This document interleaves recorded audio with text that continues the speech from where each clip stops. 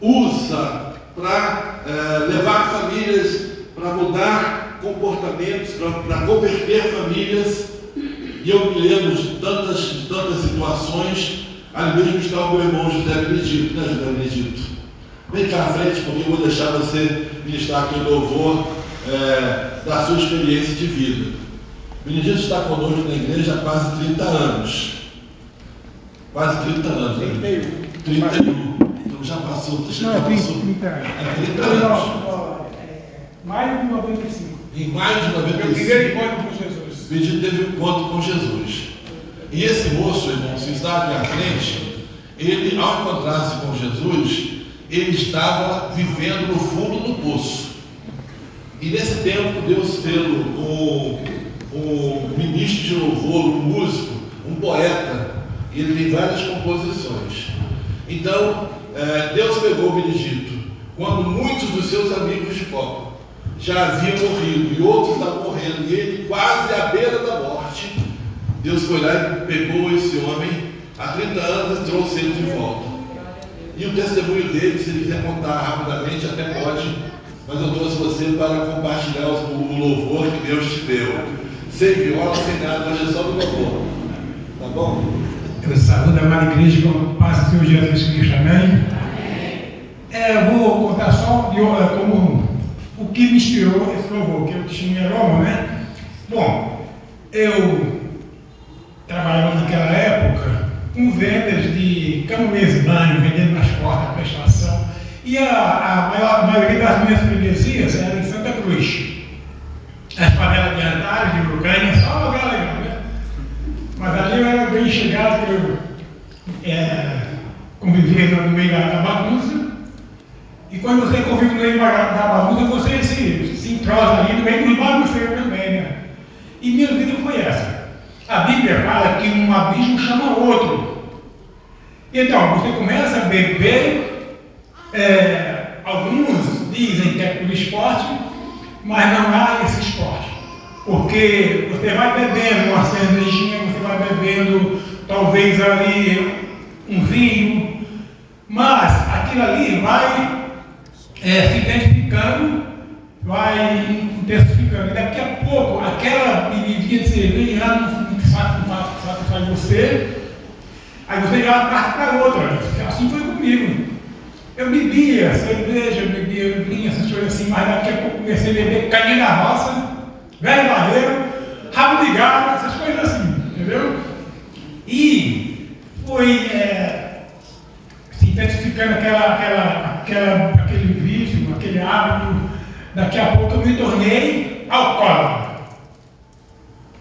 E me tornando alcoólatra, eu cheguei num estágio muito grande de que, pela manhã cedo, eu acordava 5, 6 horas, e a primeira coisa que eu tinha que fazer é correr, procurar uma barraquinha de favela aberta para tomar 2 copos ou 3 de cachaça, para parar de tremer. Meus colegas, quando você está na cachaçada da bebedeira, aí um encarna no outro, faz chacota, né? Aí ele falava que eu era bandeirista, que eu conhecia um dia assim, me chamava de bandeirista, era assim o tratamento. Outro me chamava de fofão, fica uma cara muito chata, porque ele tinha um fofão na televisão, quem lembra dele? Eu era a minha vida. E agora, eu trabalhando em Santa Cruz, eu ia, levava um bolso de panela para vender, aí começava, cada carrada que eu passava era uma dose, e bebia até meia-noite. Pegava o ônibus para ir embora, dormia no ônibus, passava direto lá para o Castelo, porque lá no Portugal, aí acordava lá no Portugal, você não soltou não, eu ia ficar lá em tal, bota no mesmo ônibus, aí só tava. Uma dessas vezes eu acordei aqui na Penha, na altura da casa dos marinheiros ali, isso era 1h da manhã, o último ônibus, Corujão lá da linha. Aí quando eu acordei, ficava na Penha, soltei e fiquei aguardando o ônibus que vinha para o Jardim América, era o 3h41 na época, entendeu? Aí fiquei ali, sabe, aquela meio que dormindo, a ressaca, e estou lá. Daqui a pouco veio um ônibus, eu acho que era o último, e eu quando eu cheguei já estava bem próximo. Aí assim veio o ônibus, foi para lá, na frente, uns 15 metros assim. Aí lá eu correndo, não sei como, mas vou correndo, daqui a pouco tinha um bueirão sem tampa. Aí eu desci, e daquelas manilhão bem alta, bem grande, né? Ficava um pé. Desci, mas fiquei agarrado por aqui, ó. Aí fiquei assim agarrado, e ali me batendo para sair, o ônibus lá, porque o cara ficou até estranho. Cadê esse rapaz? O ônibus lá aguardando, e eu me batendo até que consegui. E aí, nessas horas, você lembra de Deus, né? Veio você tem intimidade, você lembra de Deus, aí começa a chamar por Deus, né? E ali consegui sair dali, me batendo aí, vim embora. E então, continuei bebendo, fui morar dentro de um bar, olha só, cachaceiro morando dentro de um barzinho, porque eu não tinha onde morar, e vim para ficar de favor ali, morando. Aí, um certo dia, de madrugada, acordei, às 4 da manhã, aquela angústia, sabe, dor de cabeça. Aí eu lembrei de, olha só, agora é com família, hein? Já que nós estamos no meio de família, né? Aí eu lembrei dos meus pais lá no Nordeste. Aí eu estava já há uns 15 anos sem os ver. Aí falei, Senhor, que vida é essa que eu estou? Mas eu fiz o filho próprio, né? Caiu em si. Falei, Senhor, que vida é essa que eu estou levando? Sozinho aqui no Rio. Minha família toda no Nordeste, meus pais no Nordeste, 15 anos sem vê-los. Senhor, essa vida que eu estou levando seria a melhor morte. Preferia morrer, Senhor, a levar essa vida. Aí o Espírito Santo, olha só, que igreja! Aí vem aquela palavra aqui, como o Espírito Santo de Deus tocasse em mim, vá para a igreja. Aí no dia seguinte eu acordei, aí fui procurar um irmão que era o único irmão crente que eu conhecia, o Manuel, da irmã Tereza. Manuel Pereira. Era o único que eu conhecia crente.